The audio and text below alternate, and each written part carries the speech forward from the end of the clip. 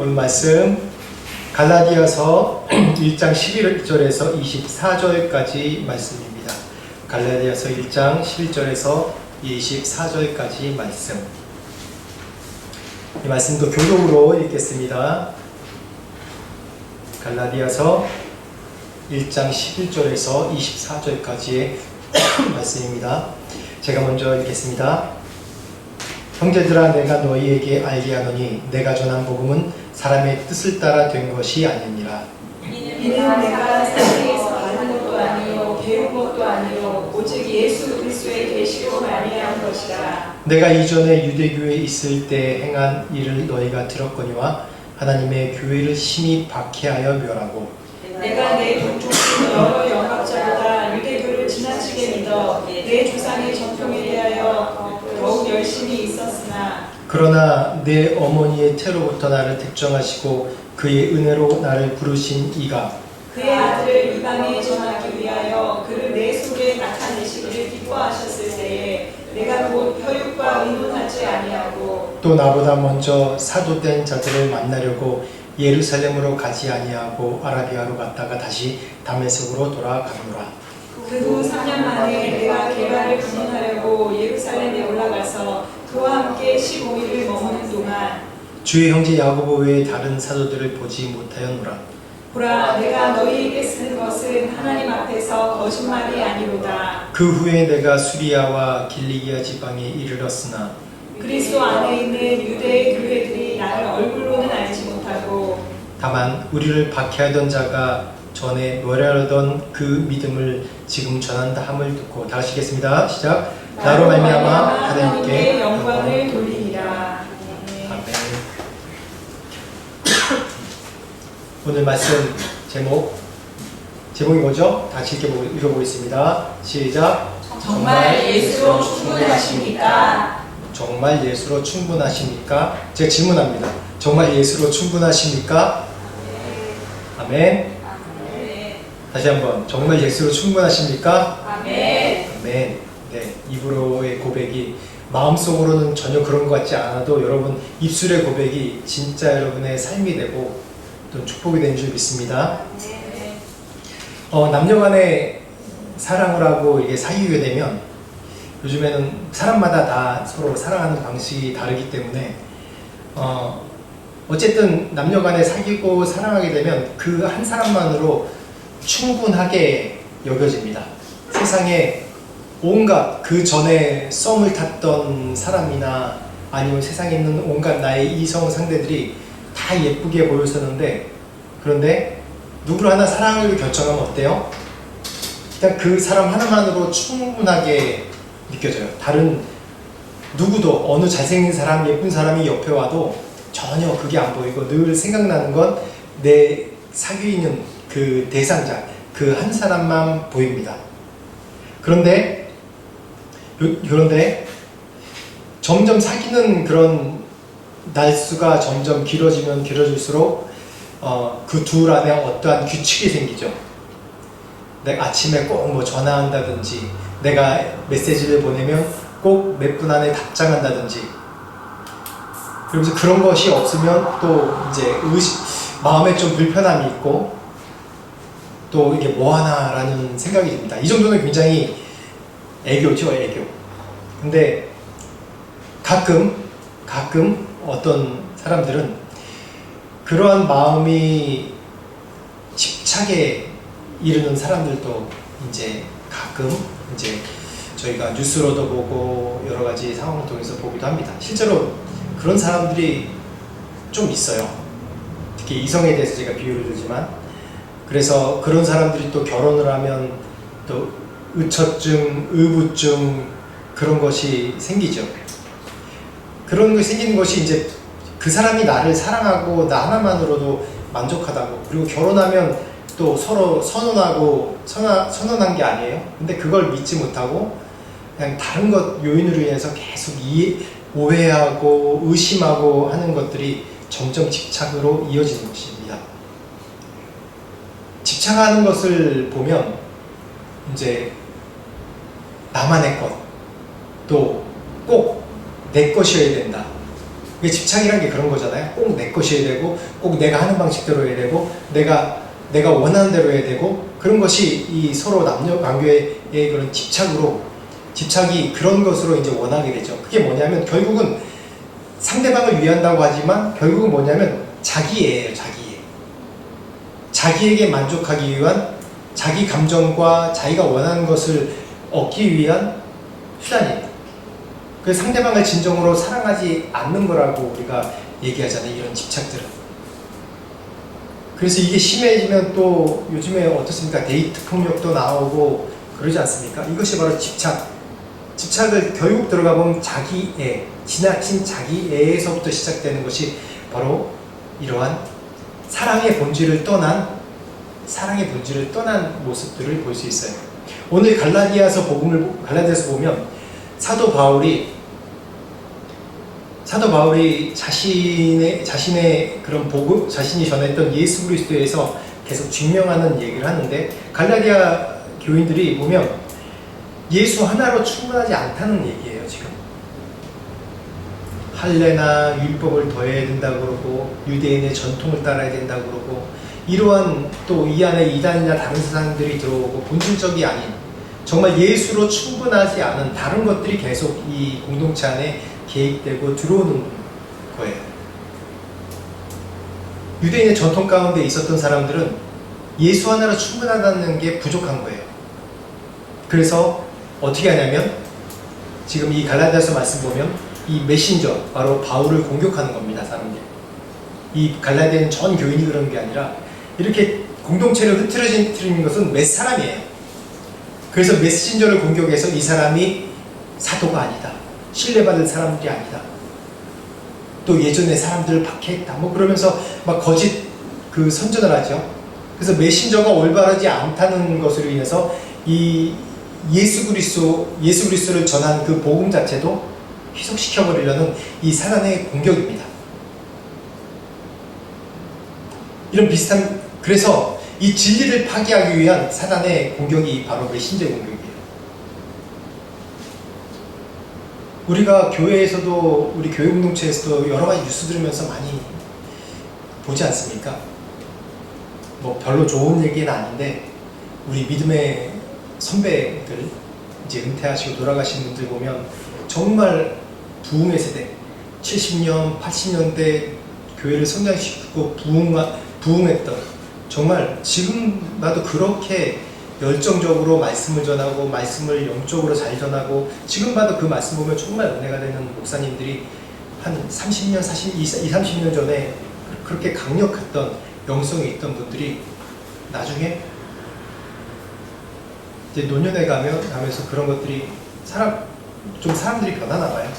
그래서 여러 가지, 실제적으로는 모르지만 여러 가지 뉴스로 통한 그런 추문이나 여러 가지 통해서 오히려 그분이 전했던 말씀, 그분이 전했던 열정, 은혜, 그분을 통해서 하나님께서 역사하셨던 그 역사, 심지어는 그 교회 자체까지, 교회는 하나님의 교회인데 그 교회 자체까지 공격을 받는 일들을 지금 사회에서 무수히 많이 보고 있습니다. 즉, 다시 얘기하면 이 복음을 전할 때 그 메신저, 그 사람이 거룩하지 못하고 그 사람이 올바르지 못하다 그러면 그 사람의 하는 모든 것들이, 말하는 모든 것들이 다 신뢰받지 못한다는 거예요. 참 인간 사회가 바로 이런 자신을 증명하기가 참 쉽지 않은 것 같습니다. 지금 바울이 그러고 있는 거예요. 이 지금 갈라디아서 말씀이 거예요. 오늘 읽었던 11절부터 24절 말씀, 내가 어떠한 자였고 어떻게 하나님 예수 그리스도를 만났고 내가 전한 복음이 어떤 것이었고 내가 어떤 증명을 하고 또 사도로부터 내가 증명을 받았고 내가 어떠한 과정을 거쳐서 이렇게 복음을 전하는지에 대해서 자신을 계속 증명하는 과정이거든요. 근데 증명 필요 없거든요, 사실. 근데 지금 이 갈라디아서 공동체 안에 있는 갈등 보면 우리 지금 인간 사회에 있는 갈등이랑 정말 똑같습니다. 인간 사회니까요. 그래서 인간 사회에서는 자신을 증명해 나가기 위해서 계속해서 부단히 노력합니다. 그 중에 하나가 공부를 해서 또 자격을 따고 또 자격증을 따고, 지금 우리 코이카 한글 선생님 두 분 계신데 제가 저분들보다 한국을 못합니까? 한국어를? 물론 문법적으로 떨어지겠죠. 제가 가르칠 줄 모를까요? 어느 가도 가르칠 수 있을 거예요. 그런데 자격이 필요한 거예요, 자격. 그 자격이 뭐냐면 그냥 자격증 주는 게 아니라 공통적으로 그 사회에서 인정할 만한 그 과정을 밟는 그런 그 과정을 받는 교육할 수 있는 자격, 과정을 밟는 그 통일하기 위해서 그것이 필요한 거예요. 여기 제가 여기서 한번 교통사고 아닌 사고가 난 적이 있는데 운전하다가 이렇게 왼쪽으로 이제 호텔로 들어갔는데 갑자기 한 10시 넘었었어요. 볼트 기사가 오토바이 막 운전하다가 그 사이를 끼어 들어가서 지나가려고 막 몰다가 자기가 이 백밀러 탁 치고 탁 넘어졌어요. 그런데 알고 보니까 뭐예요? 운전면허증이 없다 이거예요. 그 운전면허증이 없으면 어떻게 하냐면 그냥 태국에서 그냥 보내줘야 돼요. 다 어려운 사람이니까 그냥 보내주는 거예요. 왜 운전면허증이 왜 필요해요? 제가 운전면허증 여기서 필요 없다고 생각했거든요. 저도 운전면허증 경신하느라고 한국면허증 여기 면허증으로 바꿨는데 여긴 또 룰이 좀 약간 다르더라고요. 여기는 이제 운전면허 갱신할 때마다 교육을 받아요. 이제 지금은 옛날에는 직접 가서 받았는데 지금은 인터넷으로 교육을 받는데 제가 항상 궁금했던 게 왜 오토바이들은 이 차선과 실선 사이를 지나다니나 차와 차 사이로 지나다니나 그게 늘 궁금했거든요. 근데 교육받다 보니까 그렇게 지나다니라고 돼 있더라고요. 아마 운전면허증 없는 사람은 모를 거예요. 아마 운전면허증 없는 사람은 모를 거예요. 여기서 교육을 안 받은 사람은 모를 겁니다. 실선으로 지나다니게 돼 있어요. 그 교육 비디오에 나와요. 아 그래서 그거 보면서 아 여기 룰은 이렇구나. 그래서 자격증이 필요한 겁니다. 그래서 자격증이 필요해요. 사회 룰을 가르쳐주고 그게 어떻게 얘기하면 자기 이기적인 자기 스스로 할 수 있어요. 내가 한글을 가르칠 수 있잖아요. 그런데 그거는 내 중심적으로 가르치는 거예요. 내가 경험한 것, 내가 배운 것 그 안에서 그 이상 가르칠 수도 없어요. 몰라요. 그렇기 때문에 자격증이 필요한 거예요. 교육이 필요하고. 그래서 이렇게 교육받고 또 몇 년 동안 교육받고 또 자격증 얻어서 지금 나와서 이렇게 한글 가르치고 학교에서 가르치는 거거든요. 우리 운전하는 것도 마찬가지고. 인간은 이렇게 약하기 때문에 늘 자기 중심적인, 자기 경험 중심적인, 자기가 생각하는 중심적인 것으로 해석할 수밖에 없고 그렇게 말할 수밖에 없고 그렇게 가르치고 행동할 수밖에 없는 게 우리 인간의 한계입니다. 맞죠? 11절 말씀 다시 한번 보시겠습니까? 11절 말씀 같이 읽어보겠습니다. 시작. 형제들아 내가 너희에게 알게 하노니 내가 전한 복음은 사람의 뜻을 따라 된 것이 아니니라. 사도 바울은 사람의 뜻대로 세움을 받은 사도가 아니고 예수 그리스도, 바로 예수 그리스도께서 나를 세우신 것이야 라고 자기 자신에 대해서 증명하고 있습니다. 그러면서 12절 말씀 보면 같이 계속 읽어보겠습니다. 시작. 이는 내가 사람에게서 받은 것도 아니요 배운 것도 아니요 오직 예수 그리스도의 계시로 말미암은 것이라. 여기서 계시라고 그러면 우리 믿는 사람들은 뭐가 하늘에서 환상을 보고 뭔가 찌릿찌릿하고 그래야지 그게 계시라고 생각하거든요. 근데 바울은 사실 특별한 계시를 받았어요. 다메섹 도상에서 뭔가 번쩍하면서 뭔가 예수 그리스도의 음성을 듣고 예수 그리스도를 만나지 않습니까? 그런데 우리에게도 다 계시가 지금 있습니다. 지금 계시를 받고 있어요. 그게 뭡니까? 특별 계시예요. 그게 뭐예요? 그게 뭐예요? 여러분 지금 보고 있는 거? 말씀이에요. 말씀. 성경 말씀입니다. 그렇다고 계시가 필요 없다는 거 아니에요. 지금도 계시가 여러분 가운데 하나님의 계시가 옵니다. 어떤 사람은 바울처럼 이렇게 막 다메섹 도상에서 환상을 체험하기도 하고요. 환상을 보기도 하고요. 근데 정말 중요한 건 특별 계시. 이 모든 계시가 완성되는 건 뭐냐면 이 세상에서 완성될 수 있는 건 뭐냐면 이 말씀으로 증명이 되는 거예요. 이 말씀으로 증명되지 않은 건 다 거짓이에요. 사단의 속임입니다. 그렇게 단언해서 말씀드릴 수 있어요. 근데 이때 당시에는 이 계시가 이때 당시에 율법으로 증명될 수 있었어요. 율법이 뭐예요? 모세오경 아니에요. 또 선지자들의 그런 예언서, 선지서들 아니에요. 바울도 그걸로 증명하는 겁니다. 그러면서 이 계시라고 할 때 뭐라고 앞에 단서를 다냐면 뭐라고 그러죠? 예수 그리스도의 계시라고 해요. 바울은 다시 한번 여기서 자신의 신학적인 소견을 얘기하는 거예요. 이전에 있었던 모든 선지자의 계시, 선지자의 모든 예언서가 뭐예요? 계시예요. 초림하신 예수 그리스도의 계시하고 있는 거예요. 모세오경도 마찬가지예요. 이 땅에서 어떻게 그 유대인으로서, 선민으로서, 하나님의 나라를 맡은 백성으로서 어떻게 살아가고 어떻게 정결하게 살아가야 되는지에 대해서 가르쳐 줬지만 그 모든 제사 내용이 뭐냐면 예수 그리스도로 맞춰져 있는 겁니다. 지난주에 또 레위기 강의를 또 우리가 들었잖아요. 그래서 이걸 함축해서 바울은 자기가 깨달은 계시가 바로 뭐냐면 예수 그리스도의 계시라고 하는 거예요. 예수 그리스도의 계시. 지금 예수 그리스도의 계시가 우리에게 무엇입니까? 이 성경입니다. 성경. 이미 사복음서를 통해서 예수님이 이 땅에서 어떻게 사신지 다 나오죠. 그리고 바울 서신을 통해서 또 우리가 이 생을 어떻게 복음을 전해야 될지, 어떻게 교회의 성도로서 살아야 될지 분명하게 성도로서 살아야 될 바를 정확하게 전하고 있죠. 또 그리고 뭐예요? 계시록을 통해서 다시 오실 예수 그리스도의 재림에 대해서, 이 세상의 끝에 대해서, 우리의 천국 소망에 대해서 전하고 있습니다. 이게 바로 계시입니다.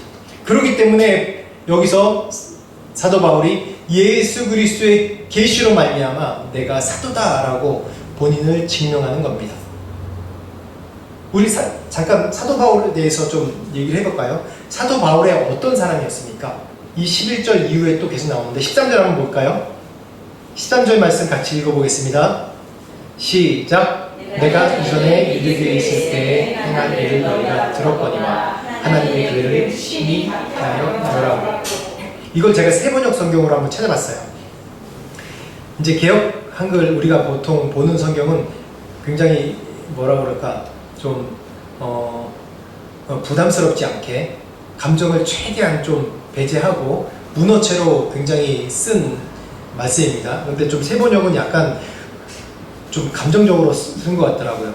근데 이 말씀이 좀 더 실제적인 것 같아요. 제가 읽어볼게요. 내가 전에 유대교회에 있을 적에 한 행위가 어떠하였는가를 여러분이 이미 들은 줄 압니다. 나는 하나님의 교회를 몹시 박해하였고 또 아주 없애버리려고 하였습니다. 몹시 박해하였고 또 거기다가 아주 없애버리려고 했대요. 그냥 단순히 하나님의 교회를 심히 박해하고 멸하려 하고 이 말도 충분하게 우리가 다 이해가 되는데 실제로 확 다가오죠. 몹시 박해하였고 아주 없애버리려고 하였습니다 라고 얘기합니다. 왜 이렇게 한 겁니까? 왜 이렇게 한 거예요? 그리스도인이 바울에게 뭘 잘못했다? 그리스도인들이 예수 믿는 이 유대교의 새 신생파 그리스도교인들이 뭘 잘못했다고 바울이 이렇게까지 몹시 박해하고 아예 그냥 없애버리려고 했습니다라고까지 했을까요? 왜 그랬을까요? 바울 자신도 하나님의 영광을 위해서 하는 행동이었어요.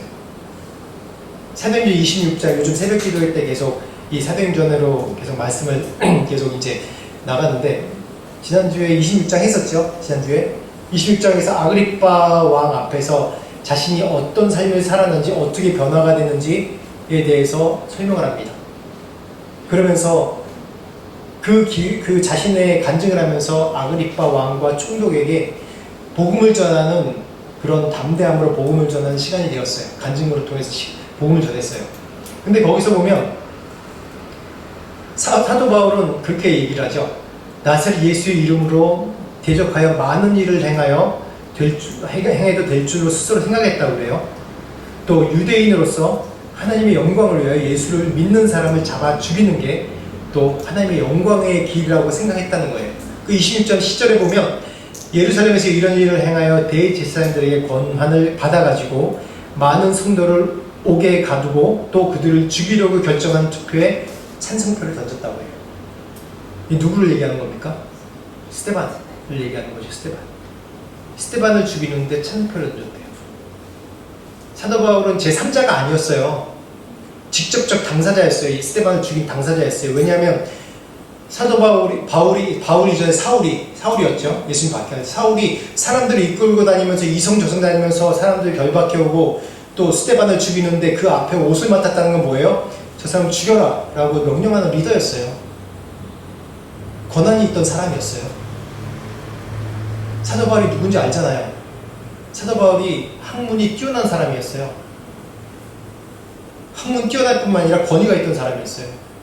그러니까 사도 바울이 이 아그리빠와 또 총독 앞에서 막 자신의 이 간증을 하니까 이 총독이 뭐라고 그러니까 네 많은 학문이 너를 미치게 했다고 얘기하잖아요. 이 총독은 이 아테네에서 철학자들이 자신들이 뭐 많은 학문으로 막 새로운 철학을 얘기하고 새로운 사상을 얘기하는 것처럼 바울도 그렇게 생각했던 거예요. 하나의 공부를 많이 한 사람으로 생각했어요. 그 얘기는 뭐냐면 사회적으로도 어느 정도 인지도가 있었던 사람이었거든요. 근데 이 사람이 자신의 바리새파에 배운 대로 하면 예수를 믿는 사람을 죽이는 것이 마땅한 거예요. 이것이 하나님의 영광을 위한 것이라고 했어요. 14절 말씀 계속해서 봅시다. 14절 같이 읽어보겠습니다. 시작. 내가 내 동족 중 여러 영법자보다 유대교를 지나치게 믿어 내 조상의 제가 세 번역으로 한 번 더 읽어볼게요. 나는 내 동족 가운데서 나와 나이가 같은 또래의 많은 사람보다 유대교 신앙에 앞서 있었으며 내 조상들의 전통을 지키는 일에도 훨씬 더 열성이 있었습니다. 전통이라는 건 뭘까요? 전통이라는 게 뭘까요? 전통이 좀 긍정적으로 쓰일 때는 어떤 그 공동체의 조직이나 기반을 유지하고 기초를 유지하는 데 굉장히 중요한 것이 전통입니다. 우리 교회 공동체에도 전통이 있어요. 우리 예수 그리스도 믿는 우리 그리스도를 따르는 기독교에도 전통이 있습니다. 전통이 있어요. 그렇지만 그 전통이 부정적으로 쓰일 때는 뭐예요? 고집이고 아집이고 평균이 되고 또 뭐가 돼? 기득권이 돼. 소위 말하는 라떼라는 얘기를 쓰면서 원래 이런 거야 라떼는 얘기 쓰면서 고집을 부리는 게 바로 이 전통이 부정적으로 쓰이는 예예요. 교회 내에서 우리가 전통이라고 얘기하면서 진리가 아닌 것을 진리로 얘기하면서 주장하는 것이 있지 않습니까? 어떤 분은 옛날 제가 이제 모교에 있을 때 그 십자가 꼭대기에 저기 별 보이시죠? 오늘 이게 크리스마스 단장을 했습니다. 저게 다윗의 별이라고 해서 꼭대기에 뭐 별을 붙이고 막 그렇게 했어요. 근데 한번 누구는 그걸 왜 위험하게 거기까지 올라가서 붙이냐? 이게 전통적으로 해왔다. 이거 붙여야 된다. 막 그렇게 서로 주장하고 싸우는 거예요. 별로 중요하지 않은 거잖아요. 근데 그 높은 꼭대기를 제가 청년 때 위험하게 올라와서 붙이면서 저도 이걸 왜 붙이냐, 내가 내 목사 되면 이런 거 하지 말아야지 그러고 제 스스로 생각했어요. 그것 때문에 서로 막 마음 상하고 다투고 막 교회에서 그런 기억도 납니다. 그거 중요한 게 아니잖아요. 그렇죠? 붙이면 더 예쁘게 보이고 독특하게 보이겠죠. 왜냐면 교회 탑이 높이 올라가 있기 때문에 그 위에 딱 붙여놓으면 얼마나 멋있어요. 근데 중요하지 않은 거잖아요. 제가 이번에 이제 우리가 교회 주보를 새롭게 했잖아요. 새롭게 하면서 우리 권사님이 제일 만족하시는 것 같아. 주보 이렇게 예쁘게 됐다고. 근데 저한테는 이 주보가 그냥 예쁜 것만의 의미가 아니었어요. 예쁜 것만의 의미가 아니고 여기 있는 예배 순서가 다 바뀌었죠. 저한테는 하나의 굉장히 그 중요한 걸 깨트리는, 내 전통을 깨트리는 것이었거든요. 제 전통은 뭐냐면 원래 우리나라 교회의 전통이 있어요. 그 예배의 의식 순서가 있잖아요. 이렇게 순서를 따르잖아요, 대부분. 그리고 뭐 광고 앞에 가기도 하고 뒤에 가기도 하고 그런데 저는 이 전통을 다 깨버리는 게 제 신념이었어요. 제가 왜 그러냐면 제가 곰곰이 목회를 하면서 이렇게 계속 생각해 보니까 저희 세대가 이 학생운동의 좀 마지막 세대예요. 우리 권사님 세대는 아주 중간에 막 있었던 학생운동을 열심히 했던, 그러니까 민주화운동을 열심히 했던 세대고 저는 마지막 끝물, 거의 마지막 부분에 있었던 학생운동을 하던 시대예요.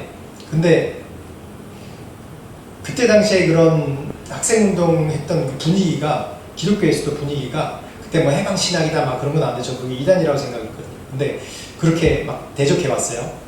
근데 그런 거 떠나서 사회적인 분위기가 탈권위주의에 대한 그런 이슈가 굉장히 많았어요.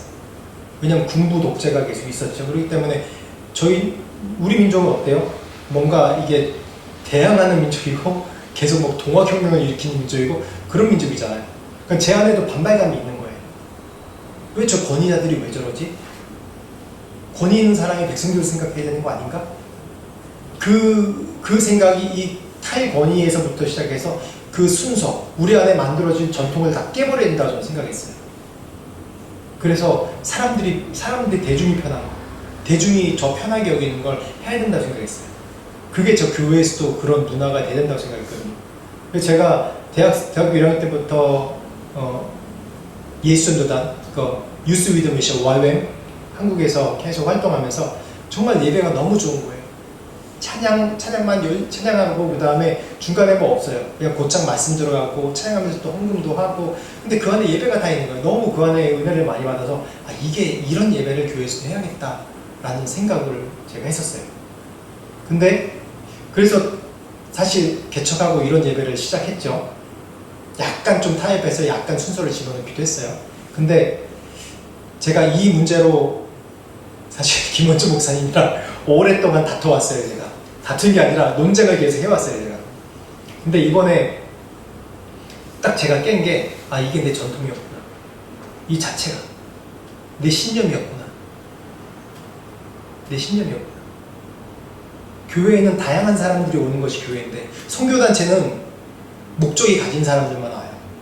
선교단체는 뭐 찬양 집회한다거나 그런 조그만 선교단체잖아요. 그런 단체는 목적이 있는 그 선교단체의 부르심과 사명이 있는 그 목표에 따라서 그런 사람들이 모이는 거예요. 근데 교회는 뭐예요? 교회 공동체는 모든 사람들이 다 모여요. 모여야 되는 공동체예요. 모든 사람들이 다 모여야 되는 공동체예요. 다른 거예요. 내 신념으로 되는 게 아니에요. 다양한 사람들이 오기 때문에 그래서 이 예배 순서가 이번에 이제 김원종 목사님이 우리 교단 헌법 가져오면서 딱 펼쳐 보이면서 주일 예배 순서가 있거든요. 모든 교단에 모든 건전한 교단 다 그 예배 순서가 헌장에 나와 있어요. 이거 보라고. 이게 다 레위기의 법에 따라서 된 건 저도 알고 있거든요. 정확하게 돼 있잖아요. 예수에 대한 성결교 교단에도. 그러면서 제가 딱 굴복했어요. 맞습니다.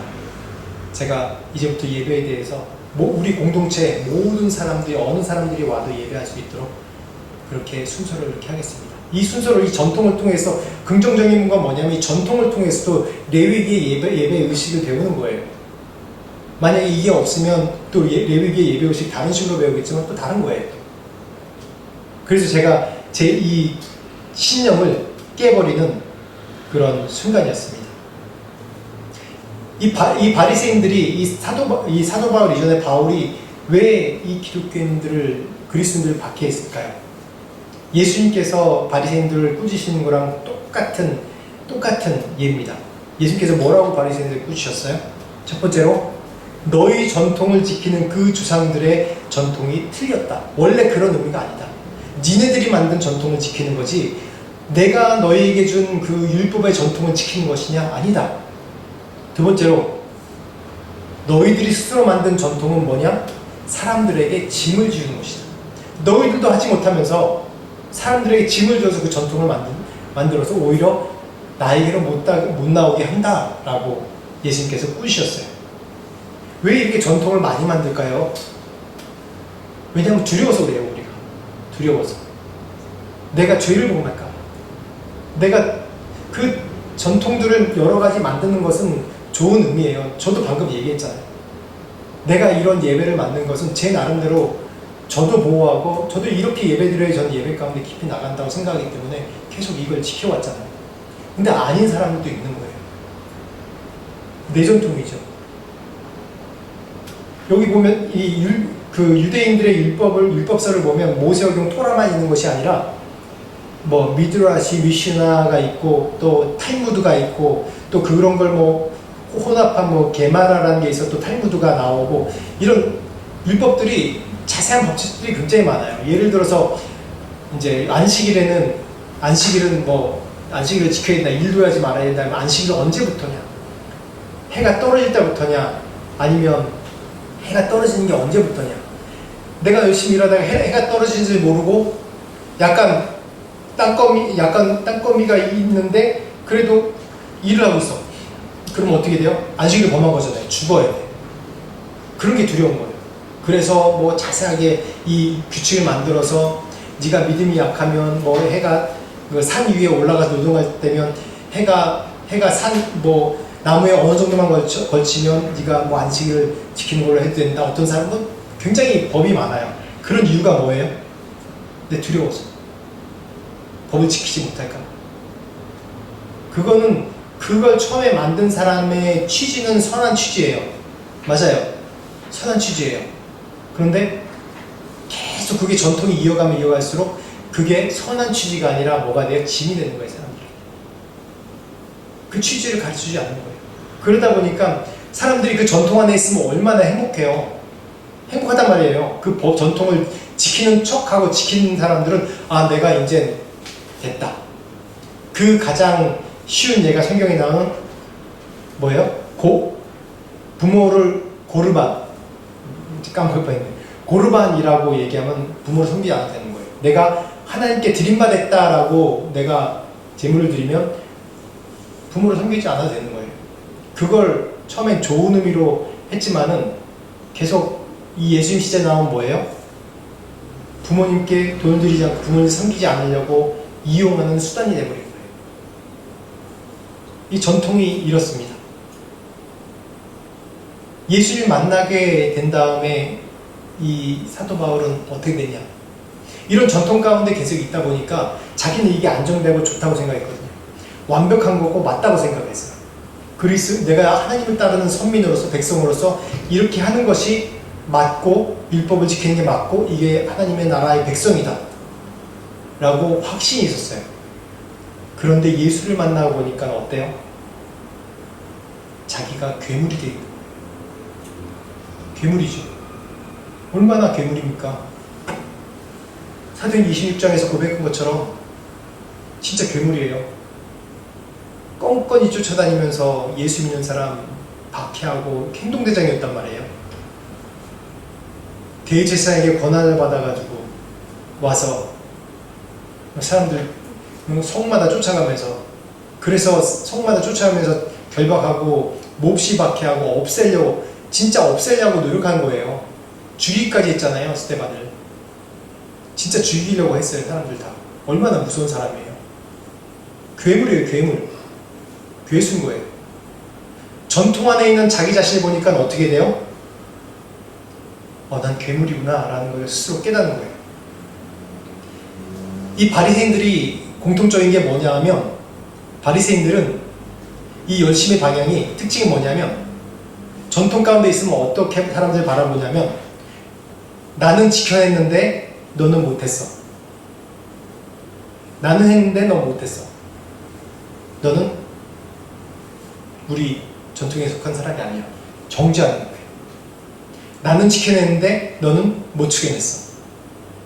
이게 바로 전통에 있는 사람들이 하는 행동입니다. 여러분 마음속에 한번 그런 것이 있는지 없는지 한번 생각해 보세요. 내 열심의 방향이 내 전통에 기반한 열심인지. 누구나에게 다 있어요, 여러분. 누구나에게 다 있어요. 내가 예수를 열심히 믿는다고 하면 할수록 그런 내 안에 전통과 집착이 있단 말이에요. 이거는 꼭 해야 돼요. 그것이 무엇입니까? 13절을 다시 한번 제가 읽어볼게요. 여러분은 내가 어떻게 살아왔는가를 들었을 것입니다. 나는 유대교에 속한 사람이었습니다. 나는 하나님의 교회를 몹시 박해했을 뿐만 아니라 아예 없애버리려고까지 했습니다. 나는 나와 나이가 비슷한 다른 유대인들보다 더 열심히 유대교를 믿었습니다. 또한 그 누구보다도 조상들의 전통을 지키는 데 열심이었습니다. 그러나 15절에 내가 태어나기 전부터 하나님께서 나를 따로 세우셔서 은혜로 나를 부르셨습니다. 그래서 나에게 하나님의 아들에 관한 복음을 이방인들에게 전하게 하시려고 하나님께서 그 아들을 내게 보이셨습니다.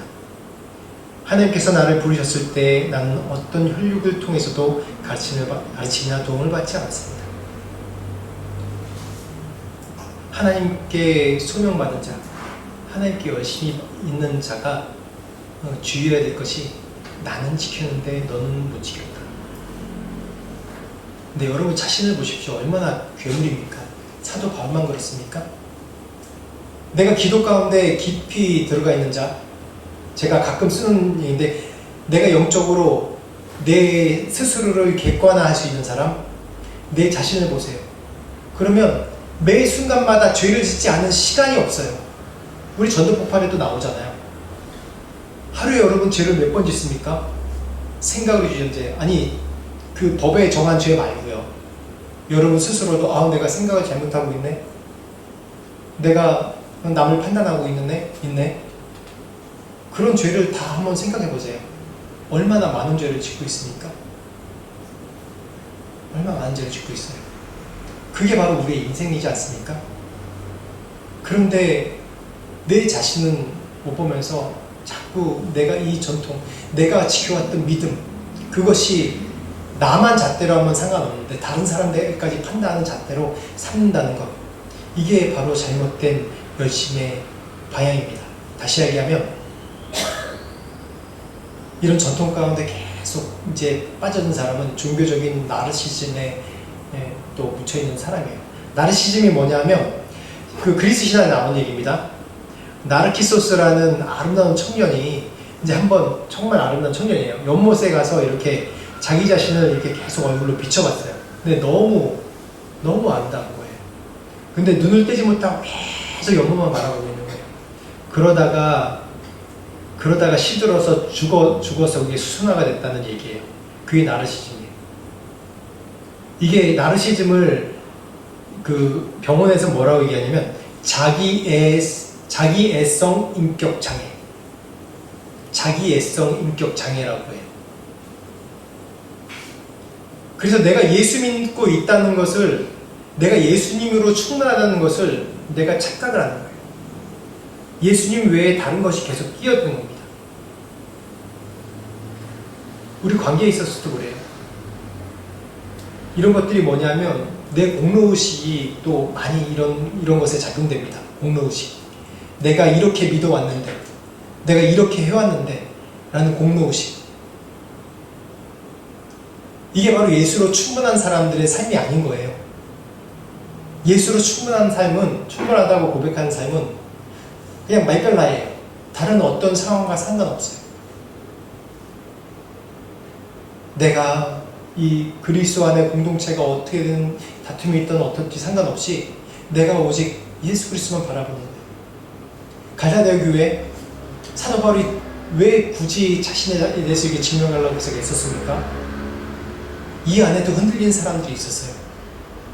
예수를 전했을 때 예수로 충분하다고 고백한 믿음의 변화된 사람들이 있음에도 불구하고 그 사람들조차도 예수 믿는데 이런 것이 부족하네? 이렇게 해야 되나 보다. 유대인 전통처럼 할례를 해야 되나 보다. 또 금식을 해야 되나 보다. 또 나가서 또 어떠한 또 소리치면서 기도를 해야 되나 보다. 그런 전통을 해야지 내가 구원받는다 생각을 하는 거예요. 구원받는 데는 어떤 자기 노력도 필요 없습니다. 전적인 뭐예요? 하나님의 은혜입니다. 여러분, 예수로 충분해야 됩니다. 여러분, 예수로 충분해야 됩니다. 세상에는 어느 한 가지로 만족하고 충분하지 않다고 계속 우리를 속입니다.